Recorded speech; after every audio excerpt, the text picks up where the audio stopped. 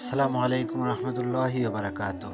আপনাদের সকলের অবশ্যই মনে আছে যে এই জালিম শাসকেরা একদিন আল্লামা মামুনুল হকের হাতে পায়ে তারা কিভাবে ডান্ডা বেড়ি পরিয়েছিল এবং আল্লামা রফিকুল ইসলাম মাদানীকে ডান্ডা বেড়ি পরিয়ে যেভাবে অপমানিত অপদস্থ করেছিল, সেদিনই আল্লাহ তাআলার কাছে দোয়া করেছিলাম যে আল্লাহ তাআলা যেন এই জালিম শাসকদেরকেও এইভাবে জাতির সামনে এভাবে লাঞ্ছিত করেন। আল্লাহ তাআলা সেই দোয়াটি এত তাড়াতাড়ি যে কবুল করে নেবেন এটা কখনো কল্পনা করতে পারি নাই। তবে আল্লাহ তাআলা ছাড় দেন, আল্লাহ তাআলা ছেড়ে দেন না, এ কথা অবশ্যই মনে রাখতে হবে। যত জালিম শাসকরা আছে প্রত্যেকের ব্যাপারে এভাবে আল্লাহ তাআলাই তাদেরকে দুনিয়াতেও অপদস্থ করবেন, আল্লাহ তাআলা আখিরাতেও এভাবেই অপদস্থ করবেন। এই জন্য সকলে